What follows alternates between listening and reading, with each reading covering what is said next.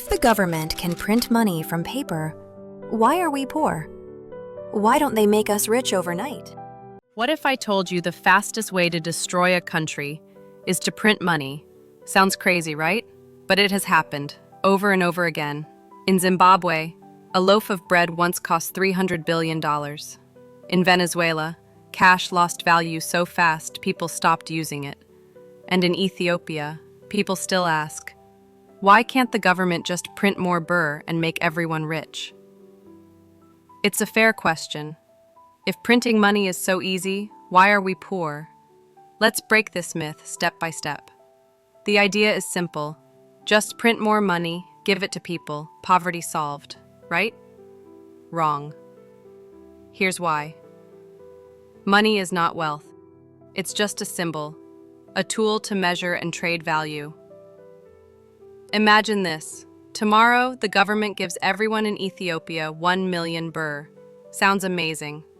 But what happens next? You go to buy injera, and so does everyone else.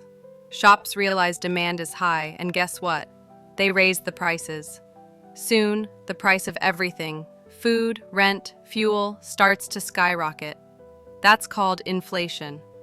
And when inflation gets extreme, it becomes hyperinflation. And that's a national disaster. Let's go deeper, starting with Zimbabwe. In the early 2000s, the Zimbabwean government started printing tons of money to fix its economy. But instead of creating jobs or wealth, they created chaos. Prices rose daily. People rushed to buy bread before lunch because by dinner, the price doubled. In 2008, Zimbabwe printed a $100 trillion note. Think about that. A single loaf of bread cost hundreds of billions. People stopped trusting their money. Some used it as wallpaper, others used it as toilet paper. Now let's jump to Venezuela. Rich in oil, but poor in planning. The government printed money to cover debts and social programs. But by 2018, inflation hit over 1 million%. That means if a banana cost 10 birr a day, tomorrow it could be 100. And next week, 1,000. Venezuela had resources, but it didn't have trust in its currency. Now back to Ethiopia. People ask, why doesn't the government just print more birr? Well, because that would cause the same collapse. Ethiopia already struggles with inflation. If the central bank printed massive amounts of money, the price of teff, rent, even internet would go wild. And you, the ordinary citizen, would suffer. Your salary would buy less. Your savings would shrink. Money only works when people believe it has value. If people lose trust in it, it becomes worthless. Let's talk about something deeper. What makes money money? It's not the paper, not the design, not the numbers. What makes money powerful is trust.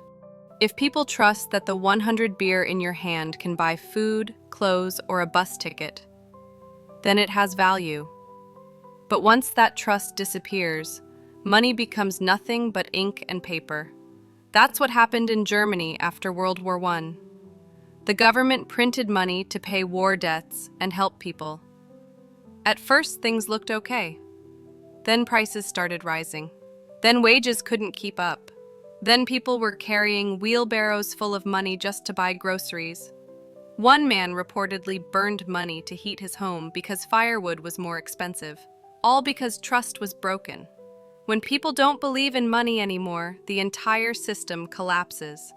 It becomes impossible to plan, to save, to trade.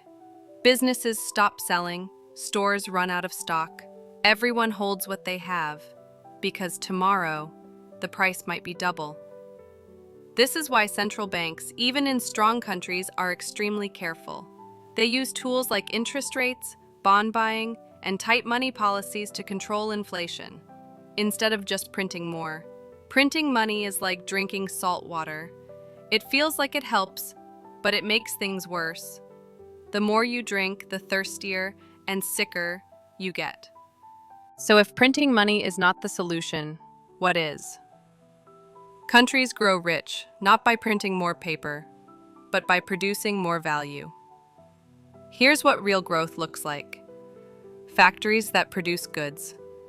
farmers that feed millions, engineers that solve problems, teachers that build skills. That's how countries like South Korea, Singapore, and even Rwanda have moved forward, not by printing more, but by earning more. Now here's the hard truth. Printing money is easy. Building value is hard, but it's the only way that works. So next time someone says, just print more money, you can tell them, that's the fastest way to destroy the economy, not fix it. If you found this helpful, subscribe to Ethiopia Coded. We simplify big ideas so you can understand how the world really works.